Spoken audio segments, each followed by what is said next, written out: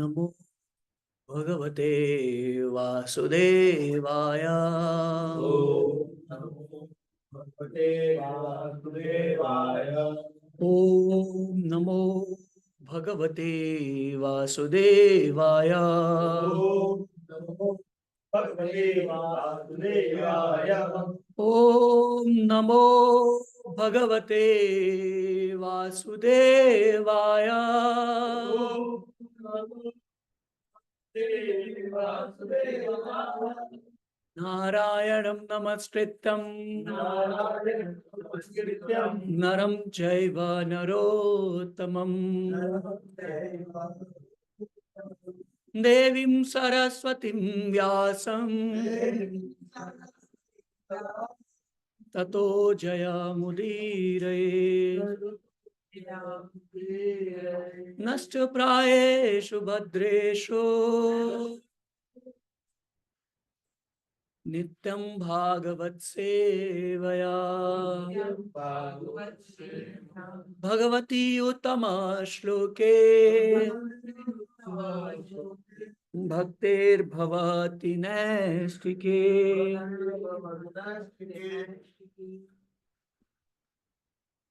तो हम आज पढ़ रहे हैं भगवद गीता के तृतीय अध्याय का चतुर्थ श्लोक। आप लोग मेरे पीछे दोहरा सकते हैं। न कर्मणं अनारम्भन् नैष्कर्म्यं पुरुषोऽश्नुते न च संन्यासनत् एव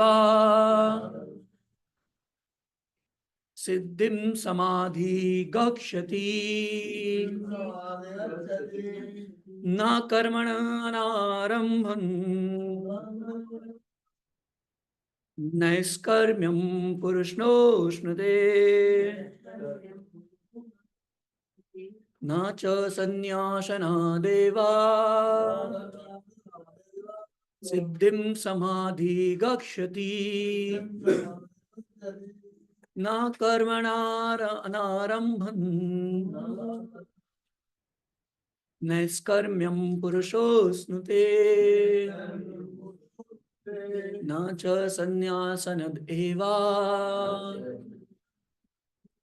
सिद्धिं समाधिगच्छति। अनुवाद। न तो कर्म से विमुख होकर कोई कर्म फल से छुटकारा पा सकता है और न केवल संन्यास से सिद्धि प्राप्त की जा सकती है। तात्पर्य श्रील प्रभुपाद जी के द्वारा। श्री प्रभुपाद की जय। भौतिकवादी मनुष्यों के हृदयों को विमल करने के लिए जिन कर्मों का विधान किया गया है उनके द्वारा शुद्ध हुआ मनुष्य ही संन्यास ग्रहण कर सकता है। शुद्धि के बिना अनायास संन्यास ग्रहण करने से सफलता नहीं मिल पाती। ज्ञान योगियों के अनुसार संन्यास ग्रहण करने अथवा सकाम कर्म से विरत होने से ही मनुष्य नारायण के समान हो जाता है, किंतु भगवान कृष्ण इस मत का अनुमोदन नहीं करते हैं। हृदय की शुद्धि के बिना संन्यास सामाजिक व्यवस्था में उत्पात उत्पन्न करता है। दूसरी ओर यदि कोई नियत कर्मों को न करके भी भगवान की दिव्य सेवा करता है तो वह उस मार्ग में जो कुछ भी उन्नति करता है उसे भगवान स्वीकार कर लेते हैं। बुद्धि योग स्व अल्पमस्य धर्मस्य त्रायते महतो भयात्। ऐसे सिद्धांत की रंच मात्र संपन्नता भी महान कठिनाइयों को पार करने में सहायक होती है। ओम अज्ञानतिमिरन्धस्य ज्ञानञ्जना शलाकया चक्षुरुन्मिलितं येन तस्मै श्रीगुरवे नमः। श्रीचैतन्यमनोभीष्टं स्थापितं येन भूतले स्वयं रूप कदा मह्यं ददाति स्वपदान्तिकम्। वन्देऽहं श्रीगुरो श्रीयुतापदकमलं श्रीगुरो वैष्णवांश्च श्रीरूपं साग्रजातं सगणा ललितां तं सजीवं साद्वैतं सावधूतं परिजनासहितं कृष्ण चैतन्यदेवं श्री राधा कृष्ण पादान् सहगणा ललिता श्रीविशाखान्वितां च नमो विष्णुपादाय कृष्णपृष्ठाय भूतले श्रीमते भक्तिवेदांत स्वामिनिधे नामिने नमस्ते सरस्वते देवे गौरवाणी प्रचारिणे निर्विशेषा शून्यवादी पाश्चात्य देश तारिणे नमो महावदन्याय कृष्ण प्रेम प्रदायते कृष्णाय कृष्ण चैतन्य नामिने गौरत विषे नमः। हे कृष्णा करुणा सिंधु दीनबंधो जगतपते गोपेशा गोपिका कांत राधा कांत नमोस्तुते तप्त कांचन गौरांगी राधे वृंदावनेश्वरी विश्वभानुसुते देवी प्रणमामि हरिप्रिये वाञ्छाकल्पतरुभ्यश्च कृपा सिन्धुभ्यैव च पतितानां पावनेभ्यो वैष्णवेभ्यो नमो नमः। जय श्री कृष्ण चैतन्य प्रभु नित्यानंद श्री अद्वैत गदाधर शिवासादि गौर भक्त वृंद हरे कृष्णा कृष्णा कृष्णा हरे हरे हरे राम राम राम हरे हरे हरे कृष्णा कृष्णा कृष्णा हरे हरे हरे राम राम राम हरे हरे हरे कृष्णा कृष्णा कृष्णा हरे हरे हरे राम राम राम हरे हरे। हरे कृष्णा। आप सभी का बहुत बहुत स्वागत है आज सुबह के इस दैनिक भगवत गीता अध्ययन श्रृंखला में। जो ये आज का श्लोक है भगवद गीता के तृतीय अध्याय के चतुर्थ श्लोक के ऊपर आज हम चर्चा करने का प्रयास करेंगे आप सभी के आशीर्वाद से, गुरु और भगवान की कृपा से। भगवद गीता में अभी तक द्वितीय अध्याय समाप्त हो चुका है। भगवान ने अर्जुन को निर्देशित किया हुआ है। भगवान अर्जुन को ग्रेजुअली बढ़ाना चाहते हैं, पहले सकाम कर्मयोग दे करके, फिर पहले ज्ञान योग, फिर सकाम कर्मयोग, फिर निष्काम कर्मयोग, फिर भक्ति योग की तरफ भगवान अर्जुन को अग्रसर करते हैं द्वितीय अध्याय में। लेकिन इन सब चीजों के दौरान अर्जुन को एक डाउट उत्पन्न होता है, क्योंकि द्वितीय अध्याय के आखिरी में भगवान अर्जुन को बोलते हैं शांति निर्वाणम शांति रक्षति, कि अर्जुन तुम निर्वाण की प्राप्ति करो, शांति की प्राप्ति करो। तो अर्जुन को कंफ्यूजन होती है, जैसा कि द्वितीय श्लोक द्वितीय अध्याय का द्वितीय श्लोक बताता है। अर्जुन बोलते हैं कि मुझे डाउट है कि आप मेरे से युद्ध कराना चाहते हैं या शांति की इच्छा रखते हैं, मैं समझ नहीं पा रहा हूं। Your equivocal instructions has confused my mind. तो श्रील प्रभुपाद तात्पर्य में लिखते हैं द्वितीय श्लोक के कि फॉलो करने के लिए एक बेटर सिस्टमैटिक ऑर्डर की रिक्वायरमेंट है।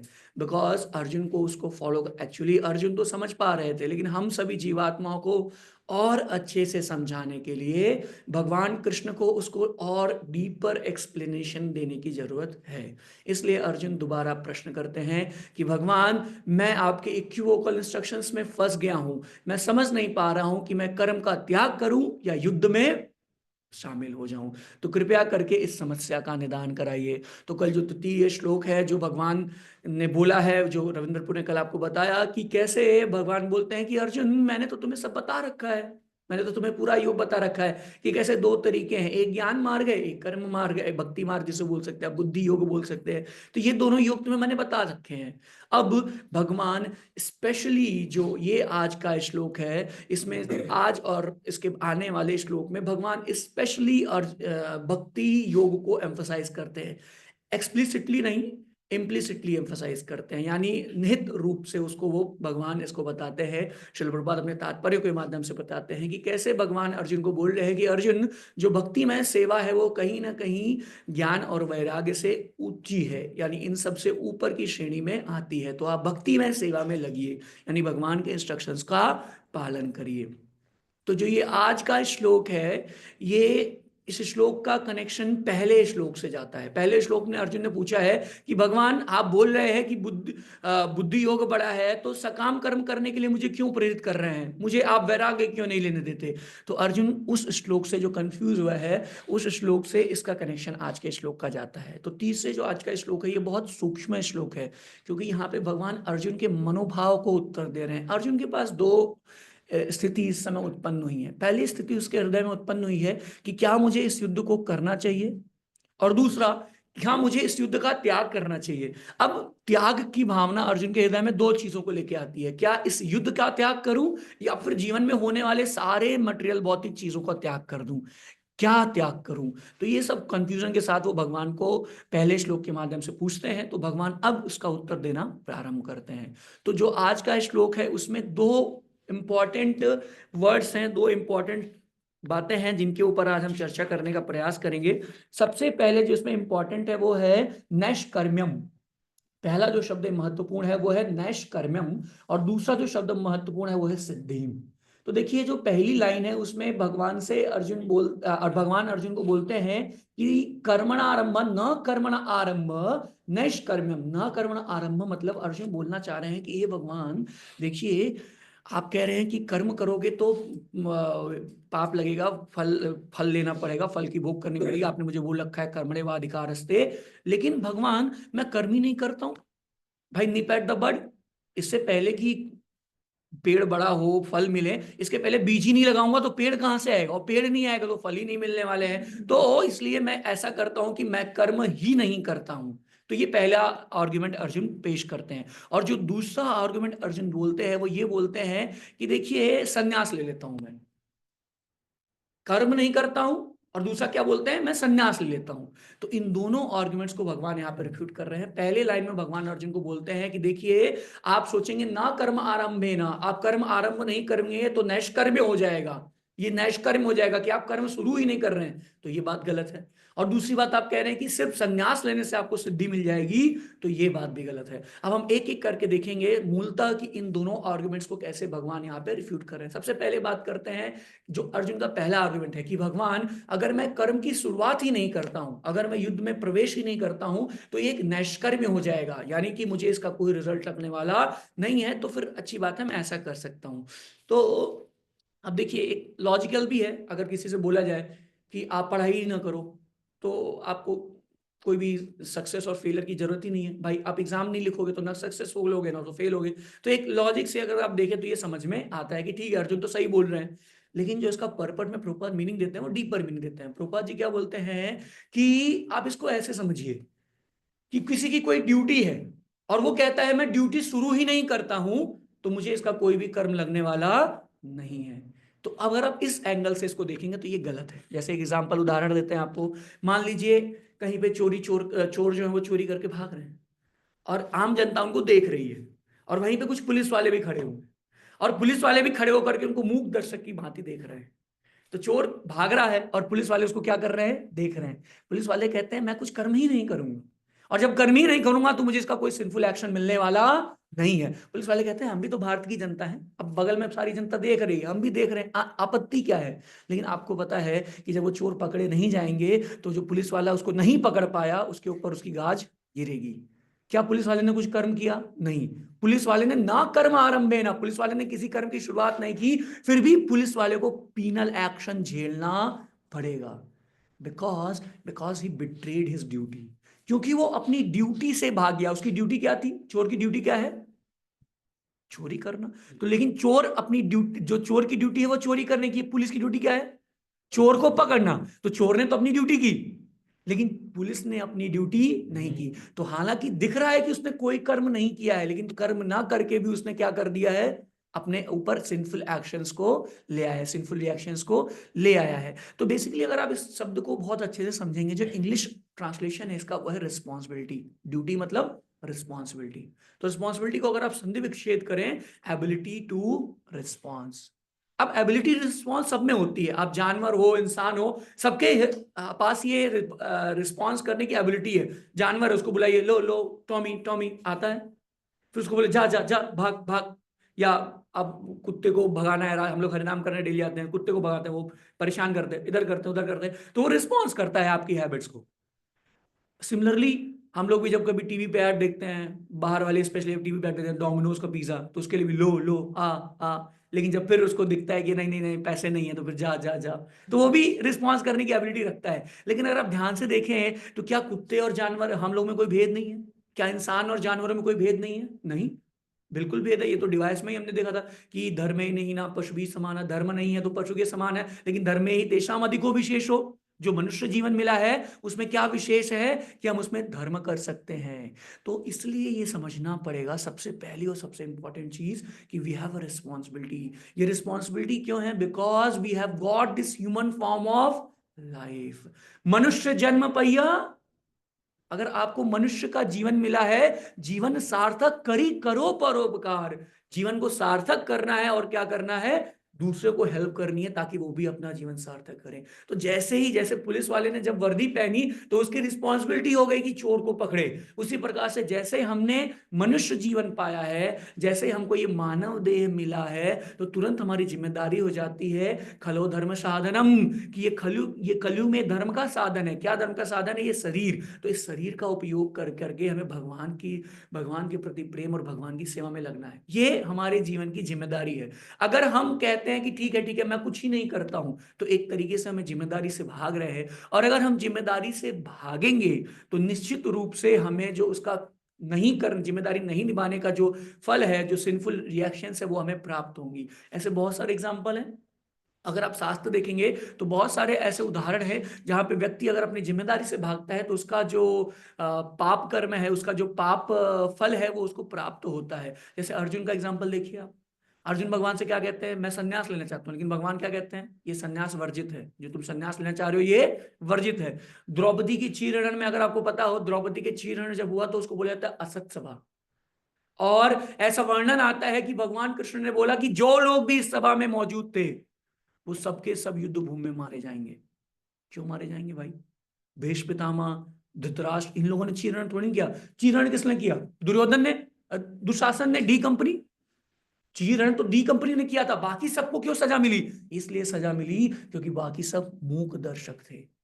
They were spectators, mute spectators. एक बार परम पूज्य राधानाथ स्वामी महाराज एक व्यक्ति से मिल रहे थे लंदन में। एक इंडिया का एक मायावादी सन्यासी था, उसके कुछ फॉलोअर्स उसके साथ खड़े थे, कुछ प्रभु जी थे, कुछ माता जी थे। तो वो कह रहा था मैं अहिंसावादी हूँ, I never commit violence, I never prefer violence, मैं अहिंसावादी हूँ। तो महाराज ने उससे बोला अच्छा तो आप किस हद तक अहिंसावादी हैं? उसने बोला मैं एक्सट्रीमली अहिंसावादी। महाराज बोले अच्छा, मान लीजिए आपकी ये शिष्या है और इसके साथ कोई गलत हरकत करना चाहता है, कोई इसके मॉलेस्टेशन करना चाहता है, तो क्या आप कुछ कर? नहीं नहीं, I will just sit and watch, but I will do not act because I am अहिंसावादी। तो महाराज बोले this is रास्कलिज्म।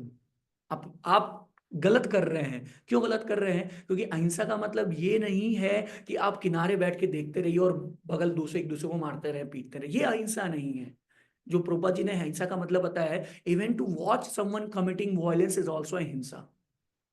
Prabha ji translation में लिखते हैं कि अगर देखना कि दूसरा व्यक्ति दूसरे पे जो है वो हिंसा कर रहा है और आप चुपचाप बैठे रहिए, तो ये भी एक प्रकार की क्या है? हिंसा है। तो इस प्रकार से ये वहां पे महाराज जी ने बोला कि ये हिंसा है जो आप कर रहे हैं, ये अहिंसा का सिद्धांत नहीं है। तो अगर कोई द्रौपदी के जो वहां पे असत सभा में चीरण हुआ था, तो वहां पे बहुत सारे लोग बैठ के देख रहे थे, लेकिन क्योंकि उन्होंने उनको रोका नहीं, क्योंकि उन्होंने उस असत सभा में उस असत कार्य का विरोध नहीं किया, इसलिए भगवान ने बोला कि सबकी आयु खत्म हो गई है, जितने लोग वहां पे बैठे हुए हैं। सिमिलरली अगर आप देखेंगे उत्तानपाद के बारे में एक वर्णन आता है कि जब ध्रुव महाराज उत्तानपाद की गोद में बैठने के लिए जा रहे होते हैं, तो जो उनकी सौतेली माता होती है सुरुचि, वो उनको मना करती हैं। वो कहती है नहीं, अगर तुम्हें अपने पिता की गोद में बैठना है तो तुम्हें भगवान से प्रार्थना करके अगला जन्म मेरी गोख से लेना होगा, तो तुम इसके राइटफुल क्लेम कर पाओगे। तो ध्रुव महाराज को क्रोध होता है, लेकिन इतना क्रोध नहीं होता है कि वो एकदम छोड़ के जंगल चले जाए। वो कहते हैं ना पजामा ढीला हो गया, ऐसा क्रोध नहीं होता ध्रुव महाराज को, सिंपल क्रोध होता है। लेकिन जब वो देखते हैं कि मेरे पिताजी, ये माँ तो सौतेली है लेकिन ये पिता मेरे अपने हैं और ये मेरे पिता भी मेरा साथ नहीं दे रहे हैं, तब उनके अंदर अधिक, तो वैसा उसमें श्लोक आता है कि जैसे नाग फुकारता है ना, उस प्रकार से ध्रुव महाराज के नथुने लाल हो गए थे, नाग एकदम रेड हो गई थी, and he was very angry, extremely angry. क्यों? नॉट जस्ट बिकॉज कि उनकी मदर, उनकी जो सौतेली माँ थे उन्होंने ऐसा बोला, but because his father whom he loved। तो अगर हम किसी से प्रेम करते हैं, वो हमारी अवहेलना कर देता है, वो हमारी निंदा करता है, तो वो फिर बहुत कष्टकारी हो जाता है। तो Dhruv Maharaj was not able to tolerate this. तो उसमें वर्णन आता है कि उत्तानपाद ने कुछ नहीं, उत्तानपाद ने नहीं बोला था तुम मेरी गोद में मत बैठो, लेकिन उत्तानपाद ने इसका रिफ्यूट भी नहीं किया, उत्तानपाद ने उसको मना भी नहीं किया। तो क्योंकि उसने उसको मना नहीं किया सुरुचि को, इसलिए उत्तानपाद को भी इसका कर्म लगा, क्योंकि उत्तानपाद ने जस्ट उसको मना नहीं किया। बहुत सारे ऐसे रिस्पॉन्सेस हैं। आप शमीक ऋषि का रिस्पॉन्स देखिए। शमीक ऋषि की कोई गलती थी क्या जो उसके बेटे ने श्राप दिया परीक्षित महाराज को? सिंह ऋषि ने श्राप दिया था ना परीक्षित, आप क्लास में हैं सब, शमीक ऋषि के बारे में जानते हैं? परीक्षित महाराज गए थे वन में, तो वहां शमीक ऋषि के ऊपर सांप डाल दिया, तो उनके लड़के सिंह ने श्राप दे दिया परीक्षित महाराज को। तो उसमें शमीक ऋषि की कोई गलती थी क्या? नहीं। लेकिन वर्णन आता है भागवतम में कि शमीक ऋषि को भी उसका पाप झेलना पड़ा। क्यों? क्योंकि शमीक ऋषि जो अधर्म हो रहा था उसको देखते रहे। वो चाहते तो अपने बेटे को मना करते, या जो भी कुछ कहानी थी बाद में बेटे को डांटते वाटते जो भी कुछ होता, लेकिन उन्होंने इसका विरोध प्रॉपरली नहीं किया। इसकी वजह से पूरे ब्राह्मण कुल का पतन हुआ। ऐसा वर्णन आता है कि पूरे ब्राह्मण कुल का पतन हुआ, क्योंकि just because he was mute Spectator. तो जो ये अर्जुन का यहाँ पे संवाद है, अर्जुन ने जो बोला है कि भगवान मैं कर्म की आरंभ ही नहीं करूंगा तो फिर मुझे पाप लगने वाला, पुण्य लगने वाला नहीं है। तो ये आर्गुमेंट भगवान रिफ्यूट करते नहीं। देखिए, अगर आपने ये जैसे राजा नंदन की कहानी आती है ना, गजेंद्र जो बने हैं राजा नंदन, कैसे बने आपको पता है ये स्टोरी? किसी को पता है राजा नंदन गजेंद्र कैसे बने? मतलब आपको पता है राजा नंदन गजेंद्र ऐसे बने कि एक बार उनके सामने एक बहुत महान ऋषि आए थे, अगस्त्य मुनि। अगस्त्य मुनि आए, वो मेडिटेशन में थे। किसके ऊपर मेडिटेशन कर रहे थे? भगवान विष्णु के ऊपर।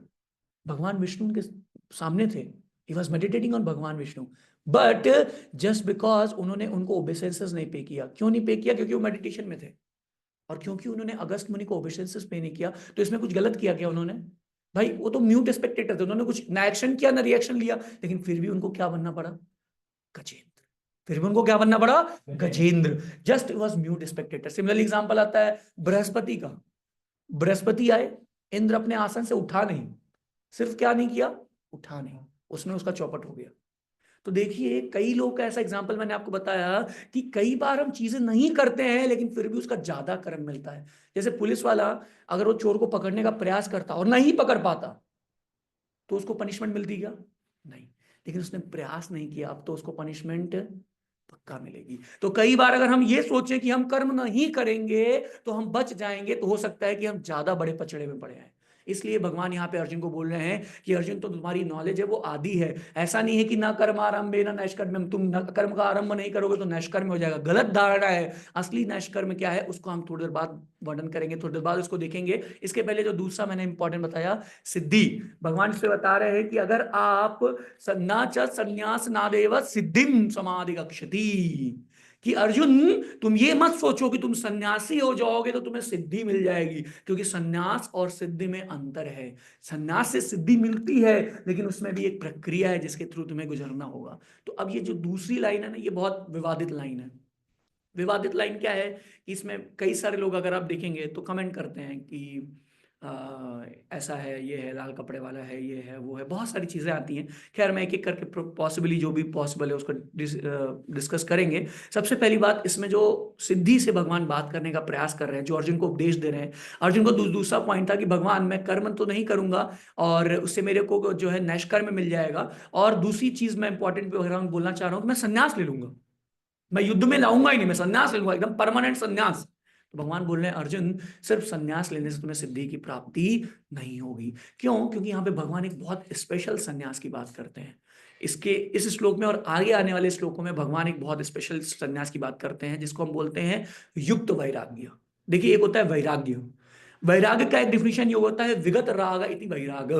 विगत राग का मतलब जब आपका राग भौतिक चीजों को छोड़ के, विगत विगत मतलब किसी और चीज में, और वो और चीज क्या है? अध्यात्म। जब आपका राग, राग मतलब अटैचमेंट, वो भौतिक न होकर के स्पिरिचुअल हो जाता है, तो उसको बोलते हैं विगत राग या वैराग्य। तो जो ये वैराग्य है, ये युक्त वैराग्य है। अब ये युक्त वैराग्य का जो ये सिद्धांत है, ये बहुत स्पेशल सिद्धांत है। भगवत गीता एकमात्र ऐसा ग्रंथ है जहां पे इस सिद्धांत को प्रतिपादित किया गया है। बाकी कोई भी और किसी भी प्रकार के शास्त्र में, मैं भागवतम की बात नहीं कर रहा हूं, जो भी और पुराने शास्त्र हैं, वेद है, उसमें बहुत एक्सप्लिसिटली इसका मेंशन नहीं है। लेकिन भगवान भगवत गीता में युक्त वैराग्य बहुत अच्छे से व्याख्या करते हैं। ये जो टर्म दिया है, ये श्रील रूप गोस्वामी ने दिया है, युक्त वैराग्य। अब युक्त वैराग्य के बारे में, युक्त वैराग्य भगवान यहाँ पे कर्म संन्यास बोलते हैं, लेकिन रूप गोस्वामी इसी चीज को युक्त वैराग्य बोलते हैं, कर्म संन्यास। अब देखिए, ये बहुत ही कॉन्ट्रडिक्टरी शब्द है, कर्म करो लेकिन संन्यास लो, कर्म संन्यास। तो इसको जो इंग्लिश में बोलते हैं रेनंसिएशन इन वर्क। एक होता है रेनंसिएशन ऑफ वर्क, यानी कर्म ही नहीं करना है, तो वो नहीं यहाँ पे बात है। यहाँ पे बात है रेनंसिएशन इन वर्क, यानी कर्म संन्यास।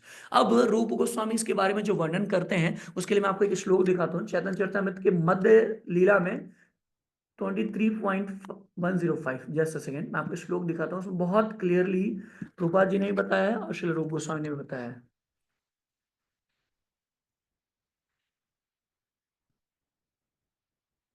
मध्य 1.9, एक सेकेंड। इस श्लोक में जब चैतन्य महाप्रभु संन्यास ले लिए हैं, चैतन्य महाप्रभु ने संन्यास ले लिया है, तो उसमें क्या, उनके संन्यास के बाद ये श्लोक है, संन्यास चैतन्य महाप्रभु ले चुके हैं, इसके बाद ये श्लोक है, प्रथम सूत्र प्रभुर संन्यास कारण संन्यास करी चलीला प्रभु Shri Vrindavan. This is the first synopsis. भगवान चैतन्य महाप्रभु के संन्यास लेने के बाद ये पहला वर्णन है। आफ्टर एक्सेप्टिंग द संन्यास order, Chaitanya Mahaprabhu proceeded towards Vrindavan. देखिए यहाँ पे वर्स तो क्लियर है, लेकिन जो प्रॉपर ट्रांसलेशन परपोर्ट दे रहे हैं वो बहुत इंपॉर्टेंट है। यहां से देखिए, जो मैंने आपको इसमें येलो किया हुआ है, ये देखिए, he was unlike the Mayavadi sannyasis who desired to merge into the existence of absolute. For a Vaishnava, बहुत इंपॉर्टेंट है, एक वैष्णव के लिए acceptance of sannyas means getting relief from all material activities and completely devoting oneself to the transcendental loving service of the Lord. संन्यास का मतलब ये नहीं है कि वो कोई भी कर्म नहीं करेगा, नहीं। प्रभुपाद जी पहले ही लाइन में क्या बोल दे रहे हैं, संन्यास का अर्थ ये नहीं है कि अब वो कोई भी कर्म नहीं करेगा। जैसे अर्जुन क्या बोल रहे हैं, अर्जुन इस श्लोक में क्या बोलते हैं कि भगवान, मैं किसी भी ना कर्म आरंभे ना, मैं किसी भी कर्म को प्रारंभ ही नहीं करूंगा तो मुझे कर्म का फल ही नहीं मिलेगा, नहीं। यहाँ पे प्रभुपाद जी बोल रहे हैं कि he will cease all his material activities and will completely devote himself to the service of the Lord. यानी संन्यास का सीधा साधा अर्थ है सम्यक रूप से वास। संन्यास का अर्थ होता है, जो संधि विच्छेद अगर आप करेंगे तो सम्यक रूप से वास। सम्यक मतलब कि युक्ताहार विहारस्य युक्त चेष्टसु कर्मसु युक्त स्वप्न भोगस्य युक्त स्वप्न बोधस्य योगो भवति दुःखः। भगवान भगवद गीता में ये श्लोक बोल रहे हैं कि युक्त रूप से जीवन का निरूपण करना, युक्त रूप से यानी कि भगवान की सेवा में लग करके। वो एक दो तरीके जीवन में, जनरली दो तरीका होता है। अगर आप किसी से देखेंगे, किसी का लाइफ भी देखेंगे, एक मरकट वैराग्य सिद्धांत होता है। मरकट वैराग्य का क्या सिद्धांत है कि शमशान वैरागी बोलते हैं इसको। शमशान वैराग, जैसे कभी किसी के कोई नियर और डियर की डेथ होती है तो वो शमशान घाट में जाता है। अगर वो थोड़ा व्यक्ति विचारशील है, थोड़ा सोच सकता है, तो वो सोचता है कि यार इसने इतना सब कुछ कमाया लेकिन ये साथ क्या लेके गया, देखो कितना मोटा था, बस ज्यादा से ज्यादा फर्क क्या पड़ा, थोड़ा जलने में ज्यादा टाइम लगा शरीर को।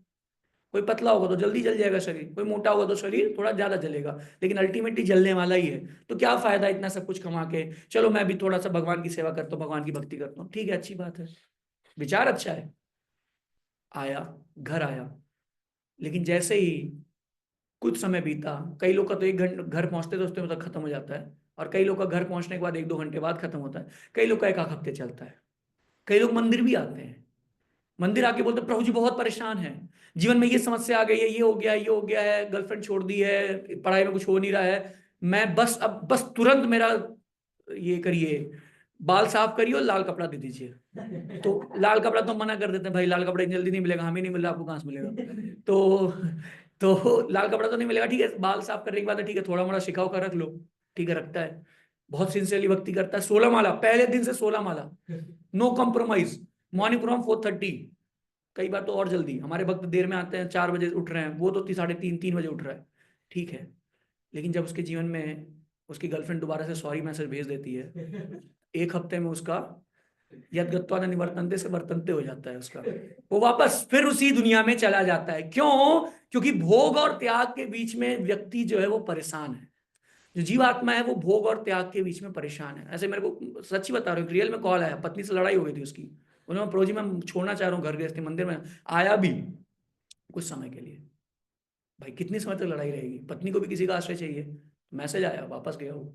तो ऐसे ही जीवन है। तो देखिए हमारे, ऐसा नहीं है कि हम भक्त बन गए तो हमारे अंदर एकदम त्याग आ गया है। तो यहाँ पे देखिए भगवान अर्जुन को भोग और त्याग दोनों से ऊपर उठा रहे हैं, भगवान अर्जुन को विगत राग दे रहे हैं। क्योंकि देखिए जैसे ये किताब है और ये किताब है और ये किताब है, ये किताब यहाँ रखी हुई है। कोई मेरे से बोले कि आप, ये किताब मैंने पकड़ी हुई है, ठीक है, कोई मेरे से बोले आप ये किताब छोड़ो और इस किताब को पकड़ो, और मान लीजिए इस किताब से मैं बहुत आसक्त हूँ। ये मान लीजिए एक 500 रुपए की किताब है और ये जो है 1000 रुपए की किताब है, ठीक है, ऐसा मान लीजिए। तो मैं इस किताब से बहुत आसक्त हूँ, लेकिन इसको छोड़ने मुझे थोड़ी टेंशन हो गई, यार पता नहीं वो मिलेगी नहीं मिलेगी, मिलेगी नहीं मिलेगी। लेकिन अर्जुन भगवान को यहाँ भोग त्याग से ऊपर उठाते हैं। अर्जुन क्या बोलते हैं, अर्जुन तुम इसको छोड़ो नहीं, अर्जुन तुम इसको पकड़ो।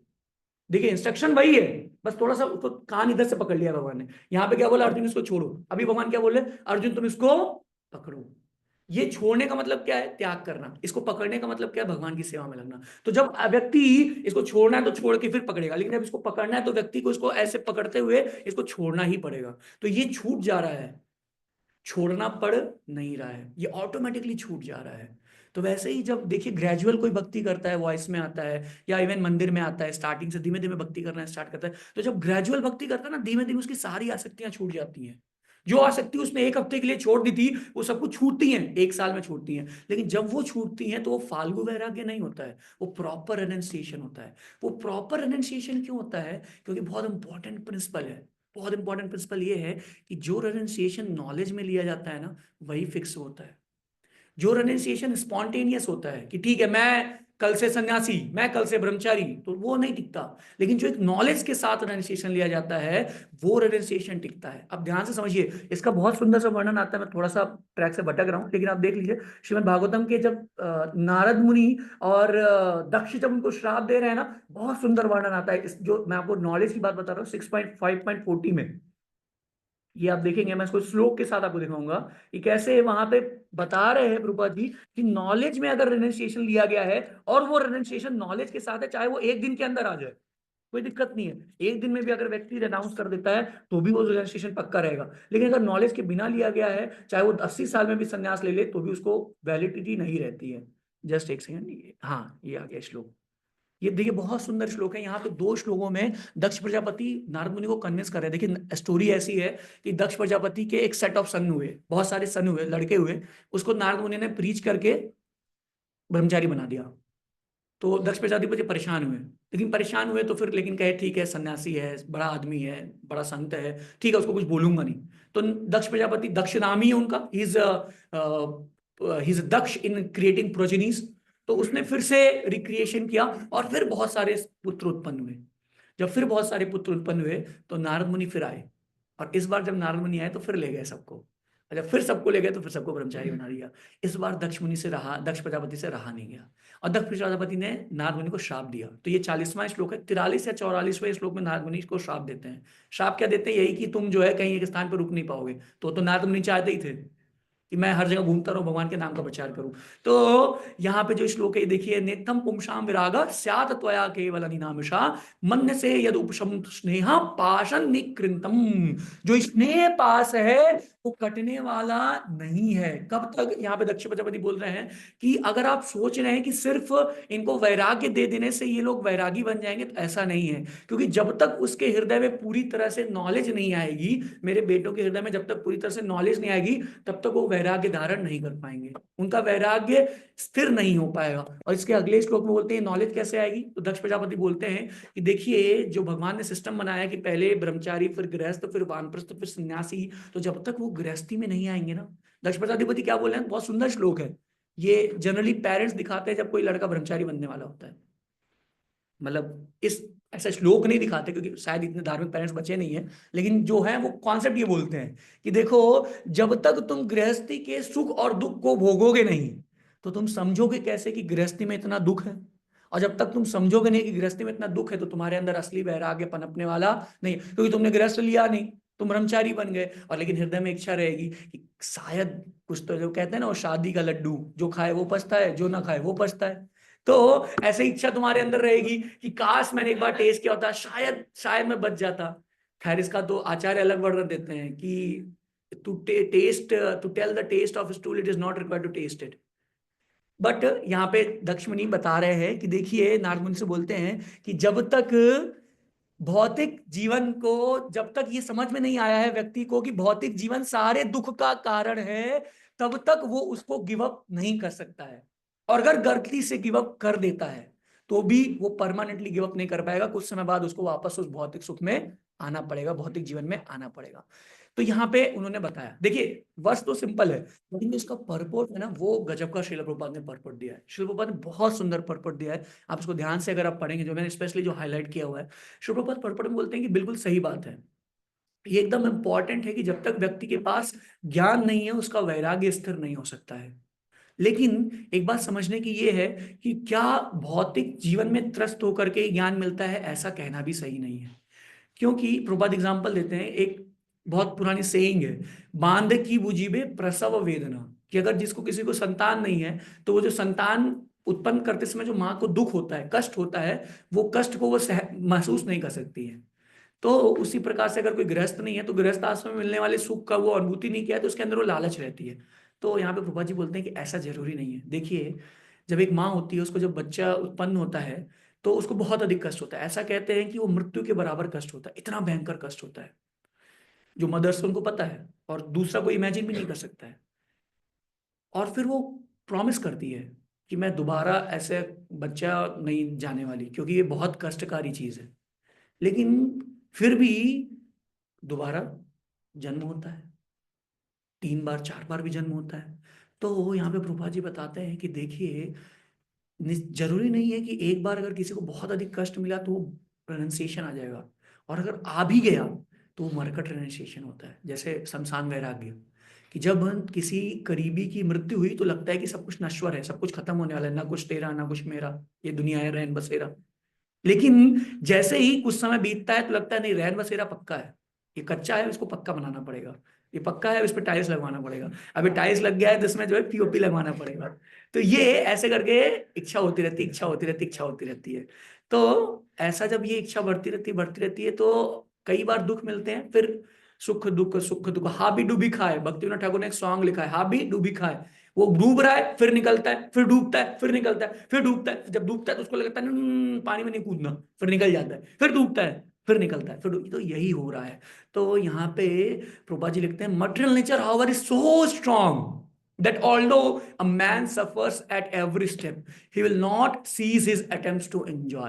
तृप्यन्ति नेह कृपण बहु दुख भाजा, कि कई बार पदम पदम यद विद्यम, हर स्टेप पे उसको दुख मिल रहा है, लेकिन उसको फिर भी एक आशा लगी हुई है कि शाम के, रात के बाद सुबह होगी। ये भूल गया है कि सुबह के बाद फिर क्या होगा, रात होगी। तो ये भूल जाता है, लेकिन जब रात में होता है तो उसको लगता है कि सुबह होगी। तो वो जो ये सुबह की आशा है, यही इसके लिए सबसे बड़ा डेंजरस चीज है। तो यहाँ पे प्रभा जी लिखते हैं कि एक्चुअली में वैराग्य कहाँ से उत्पन्न होगा, वैराग्य गृहस्थ आश्रम से उत्पन्न नहीं होगा। प्रभा जी क्लियर लिख रहे हैं, आप देखिए पर्पट में, मैं अपना वाक्य नहीं बोल रहा हूँ। प्रभा जी लिखते हैं, unless one gets the association of a devotee like Narada Muni और servant in association, once dormant spirit of renunciation can not be awakened. यहाँ पे एक इंपॉर्टेंट पॉइंट है, प्रभा जी लिख रहे हैं डॉर्मेंट स्पिरिट ऑफ रेनुंसिएशन। इसका क्या मतलब है? इसका मतलब यह है कि हर एक व्यक्ति के अंदर एक वैराग्य की भावना निहित रूप से रहती है। अगर नहीं रहती तो वो 1 हफ्ते के लिए भी मंदिर क्यों आता? भाई छोड़ा उसने ना, एक दिन के लिए भी छोड़ा, 1 घंटे के लिए भी छोड़ा, 1 मिनट के लिए भी इसके अंदर ख्याल आया, मतलब उसके अंदर ख्याल तो है। बस उस ख्याल को फैन करने की आवश्यकता है, नॉलेज के साथ उस ख्याल को बड़ा करने की आवश्यकता है। तो वो प्रभुपाद जी बोल रहे हैं कि जब तक एक शुद्ध और प्रमाणिक भक्त, जो कि नारद मुनि या नारद मुनि के परंपरा में आने वाला है, जब तक उसका संग प्राप्त नहीं होता, उसके अंदर वैराग्य स्थित नहीं होता है। तो ये जो नॉलेज एक्चुअली, रेनंसिएशन इन वर्क यानी कर्म संन्यास, रेनंसिएशन ऑफ वर्क यानी कि संन्यास, इन दोनों के बीच का जो गैप है ना, वो भरती है नॉलेज।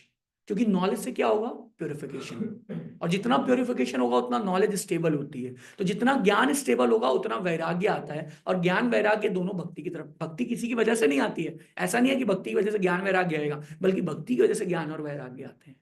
तो फाइनली वो रेनिशिएशन ले सकता है। तो यहाँ पे ट्रांसलेशन और पर्पट में भी यही लिखा गया है कि जब unless one is purified he can not give up life, material life, unless one is purified. तो उसको संन्यास वर्जित है जब तक वो पूरी तरह से प्योरिफाइड है। लेकिन प्योरिफाइड कैसे होगा? प्योरिफाइड वो होगा भगवान की सेवा में लग करके। जब तक वो भगवान की सेवा में नहीं लगता वो प्योरिफाइड भी नहीं होगा। कई सारे लोगों ने प्रभुपाद जी पे क्वेश्चन किया, जब प्रभुपाद जी थे उस टाइम पे कई सारे लोगों ने क्वेश्चन किया कि आपने देखिए इन लोगों को संन्यास दे दिया है, यंग लड़के लड़कियां हैं, कई सारे छोड़ के जा रहे हैं, कई सारे दोबारा उस एक्टिविटीज में लग रहे हैं। प्रभुपाद ने 19, 20, 18, 21 साल की उम्र में संन्यास दिया है। हमारे टाइम में डबल संन्यास हो जाता। 30 साल उम्र है मेरी, ऐसे में डबल संन्यास हो जाता। 18, 18, 19, 19, 20, 20 साल में प्रभुपाद जी ने संन्यास दिया है। और अभी भी कई सारे ऐसे, जब पता का स्वामी महाराज 21 साल की उम्र में संन्यास मिला है। अभी देखिए आप। तो प्रभुपाद जी बोलते हैं कि कई सारे लोगों ने कमेंट किया कि कैसे आप संन्यास दे सकते हैं, तो कि लोग को फॉल डाउन हो रहा है, कुछ का पतन हो रहा है। जब चैतन्य, प्रभुपाद जी को छोड़िए, चैतन्य महाप्रभु का संन्यास हुआ कितनी साल की उम्र में हुआ था? 24, 24, 34 रविंद्र बड़े बता रहे, 24 साल की उम्र में हुआ है। 24 साल की उम्र में हुआ चैतन्य महाप्रभु, बहुत सुंदर, संगो पंगास पार्षदम। चैतन्य महाप्रभु अस्त्र लेके आए। क्या अस्त्र लेके आए हैं? वर्ष है ना भागवतम में आखिरी श्लोक, संगो पंगास्त्र पार्षदम। क्या अस्त्र लेके आए चैतन्य महाप्रभु? नहीं, अपनी सुंदरता, अपनी सुंदरता, अपनी ब्यूटी। तो इतने सुंदर है चैतन्य महाप्रभु, और 24 वर्ष की उम्र में उन्होंने संन्यास लिया है। जब वो जगन्नाथपुरी पहुंच रहे हैं तो वहां पे सार्वभौम भट्टाचार्य कहते हैं, oh you are so young, you are so vulnerable, because you are so young and beautiful. तो आप अकेले मत रहो, इधर आओ, मैं आपको मायावाद सिद्धांत देता हूँ, मैं आपको सिद्धांत देता हूँ ताकि आपका जो ये वैराग्य है ये स्थिर हो जाए। तो चैतन्य महाप्रभु के ऊपर उन्होंने कमेंट कर दिया कि देखिए आप इतनी कम उम्र में संन्यास का धारण कर लिए हैं, आप सन्यासी नहीं बन पाएंगे, रह नहीं पाएंगे, टिक नहीं पाएंगे। तो जैसे प्रभुपाद जी ने संन्यास दिया तो लोगों ने बहुत सारे कमेंट किए। तो निश्चित रूप से कई सारे पतन भी हुए, ये डिनाई नहीं कर सकता, कई सारे पतन हुए। लेकिन प्रभुपाद जी क्या लिखते हैं? प्रभुपाद जी लिखते हैं, the young boys and girls of the Krishna consciousness movement have given up the spirit of material enjoyment not because of practice, not because of practice. गृहस्थ आश्रम में लात खाने की वजह से उन्होंने वैराग्य धारण नहीं किया है।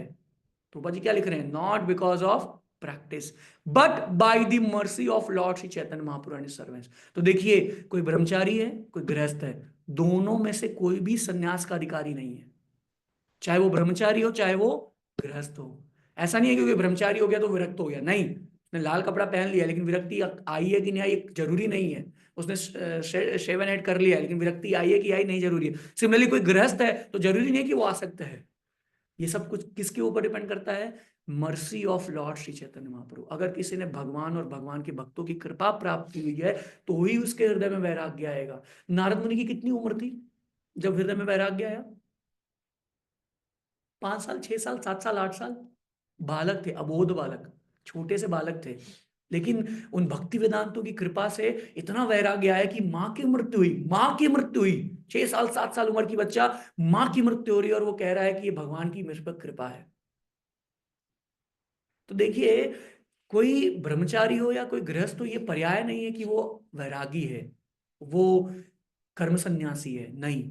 अगर वो भगवान की सेवा में आसक्त है और भौतिक विषयों से निरासक्त है तो ही वो वाकई में सन्यासी है। तो कोई गृहस्थ होकर के भी सन्यासी हो सकता है और कोई सन्यास धारण करके भी गृहस्थ हो सकता है। चैतन्य महाप्रभु नित्यानंदपुर एक बार जा रहे हैं, नित्यानंद प्रभु को बोलते हैं कि हे चैतन्य महाप्रभु, मैं आपको एक विरले सन्यासी से मिलाता हूँ। तो नित्यानंद प्रभु थोड़ी अठेली करते हैं, मजा करते हैं चैतन्य महाप्रभु के साथ, बोलते हैं मैं बहुत स्पेशल सन्यासी से आपको मिलाता हूँ। चैतन्य महाप्रभु बोलते हैं अच्छा, क्या वो हमारे अगल बगल है? बोलते हैं हाँ हाँ, बस निकट के गाँव में है, चलिए मैं आपको लेके चलता हूँ। चैतन्य महाप्रभु लेके जाते हैं नित्यानंद प्रभु को, सॉरी नित्यानंद प्रभु लेके जाते हैं चैतन्य महाप्रभु को। दोनों लोग जाते हैं, सन्यासी अपनी कुटिया में बैठा हुआ है। जैसे दोनों लोग जाते हैं तो सन्यासी दोनों को, ये दोनों लोग सन्यासी को दंडवत प्रणाम करते हैं, तो सन्यासी भी इनको आशीर्वाद वगैरह देता है। फिर सन्यासी बोलता है कि क्या लेंगे आप लोग, आपका आवाभगत करते हैं। तो बोलते नहीं नहीं, हम लोग कुछ नहीं लेंगे। तो नाथ कहता है नहीं नहीं, कुछ तो थोड़ा हो जाए।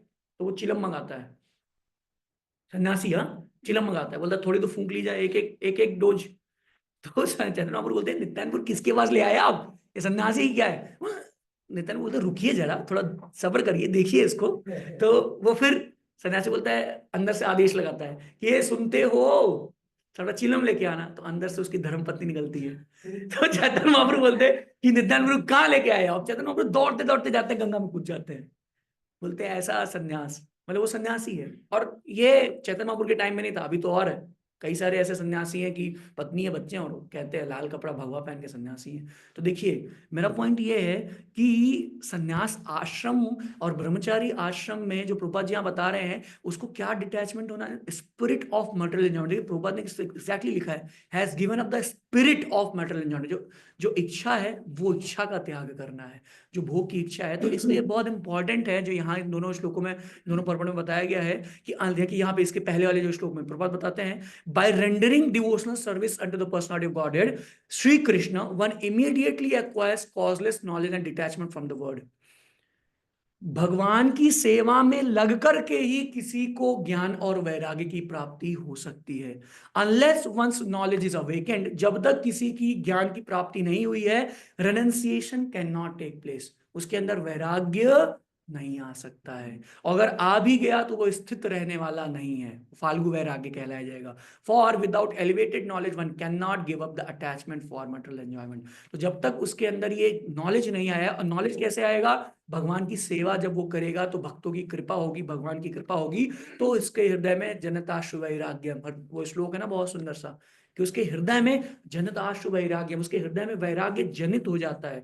और जब वो वैराग्य आता है तो वो भक्ति जनित वैराग्य होता है। और भक्ति जनित वैराग्य, क्योंकि भक्ति इटर्नल है, क्षीण नहीं होती है, इसी प्रकार से भक्ति जनित वैराग्य का भी कभी पतन नहीं होता है। तो इसलिए बहुत इंपॉर्टेंट है कि हम लोग बाहर के आवरणों पे मत जाएं, बाहर के जो वेशभूषा है उस पे मत जाएं, अपितु हृदय की दशा पे जाए। क्या हृदय हमारा भगवान की सेवा में आसक्त हो रहा है? क्या हमारा हृदय भगवान की सेवा, भगवान और भौतिक चीजों से विरक्त हो रहा है? अगर हृदय के साथ ये सारी चीजें घटित हो रही हैं तो वाकई में वो संन्यास आश्रम कर्म संन्यास की संज्ञा प्राप्त करता है। प्रभुपाद जी का एग्जाम्पल है, बहुत सारे कर्म संन्यासी हुए हैं। आप अम्बरीश महाराज का एग्जाम्पल ले लीजिए, आप ध्रुव महाराज का एग्जाम्पल ले लीजिए, आप प्रहलाद महाराज का एग्जाम्पल ले लीजिए, जनक महाराज का एग्जाम्पल ले लीजिए, आप शिवी महाराज का एग्जाम्पल ले लीजिए, ब्रजवासी का एग्जाम्पल ले लीजिए। सब कोई गृहस्थ है, हर कोई गृहस्थ है, लेकिन सबने कर्म संन्यास का पालन किया है। आप परंपरा में किसको प्रार्थनाएं करते हैं? हमने आज प्रार्थना की ना, ओम ज्ञान तिमिरंदस से चालू किया है। ओम ज्ञान तिमिरंदस को छोड़ दीजिए, बाकी जितने लोग आए हैं उसमें से कोई भी ब्रह्मचारी नहीं था। अगर आप डिटेल में देखिए तो जितने लोग की भी आपने प्रार्थनाएं की हैं उसमें से कोई भी ब्रह्मचारी नहीं था। तो ये जो फॉल्स कनोटेशन है कि अगर कोई लाल कपड़ा में है तो ही उसके अंदर सन्यास है, तो ये गलत चीज है। लेकिन एट द सेम टाइम इसका ये मतलब नहीं है कि अगर कोई लाल कपड़ा में है तो वो ऐसा ही है, टाइम पास ही है, नहीं। 90% गलत होंगे तो 10% सही भी होंगे। सिमिलरली अगर कोई गृहस्थ है तो जरूरी नहीं है कि वो बहुत बड़ा कर्म सन्यासी ही है। 90% गृहस्थ होंगे तो उसमें 90% आसक्ति होंगे। देखिए रेशियो थोड़ा उल्टा है। गृहस्थ आश्रम में प्रभा जी ऐसा बोलते हैं कि गृहस्थ आश्रम में थोड़ा ज्यादा इजी है, क्या, प्रभावित होना भौतिक चीजों से। ब्रह्मचारी आश्रम में एटलीस्ट जब तक वो भक्तों के संग में है, क्योंकि देखिए अल्टीमेटली जो प्योरीफाई करता है वो भक्तों का संग करता है। तो ब्रह्मचारी आश्रम में उसके पास एम्पल अपॉर्चुनिटी है कि भक्तों का संग ले सकता है। और जो स्पेशल प्रेरोगेटिव है, प्रभुपाद जी बोलते हैं ना ब्रह्मचारी आश्रम के बारे में, स्पेशल प्रेरोगेटिव है। तो लेकिन अल्टीमेट एम जो है वो नहीं भूलना चाहिए। अल्टीमेट एम लाल कपड़ा लेना या हेड शेव करना नहीं है। अल्टीमेट एम है वैराग्य उत्पन्न करना। और वो वैराग्य कब उत्पन्न होगा? जब भगवान की भक्ति जनित सेवा करेंगे। और भक्ति जनित सेवा का एक रिवार्ड है कि आपके हृदय में वो वैराग्य आएगा। और जब तक वो वैराग्य नहीं आ रहा है तब तक आप किसी भी आश्रम में हो, ब्रह्मचारी या सन्यासी या इवन गृहस्थ, तब तक आप भक्त कहलाने की संज्ञा में नहीं आएंगे। लेकिन अगर वो वैराग्य आ गया है फिर आप किसी भी आश्रम में हो, ना हम विप्रो ना चतमा का श्लोक है ना, ना तो मैं विप्रो, ना तो मैं ब्राह्मण हूं, ना तो मैं क्षत्रिय हूं, ना तो मैं शूद्र हूं, दास दास दास दास दास। तो जब तक आप भगवान के सेवा में वो वैराग्य और भाव नहीं आ रहा है तब तक आप किसी भी आश्रम को धारण कर लीजिए, वो सिर्फ चेंज ऑफ ड्रेस है। हालांकि हालांकि ये चेंज ऑफ ड्रेस भी हेल्प करता है अगर कोई पॉजिटिवली इसको लेता है। तो यहाँ पे भगवान जो रियल नैष्कर्म में बता रहे हैं, जैसे सुदामा के लिए भगवान ने, सुदामा किससे आ सकते थे? सुदामा अपनी गरीबी से आ सकते थे, तो भगवान ने उनको क्या दिया? संपत्ति दी। कुछ व्यक्ति अपनी संपत्ति से आसक्त होते हैं तो भगवान उनसे क्या करते हैं? संपत्ति ले लेते हैं। प्रभुपाद बोलते हैं कृष्णा टेस्टेड मी 2 टाइम्स, फर्स्ट ही टूक एवरीथिंग फ्रॉम मी। भगवान कृष्ण ने 2 बार मेरा टेस्ट लिया। पहली बार उन्होंने सब कुछ मेरे से छीन लिया और दूसरी बार सब कुछ मेरे को दे दिया।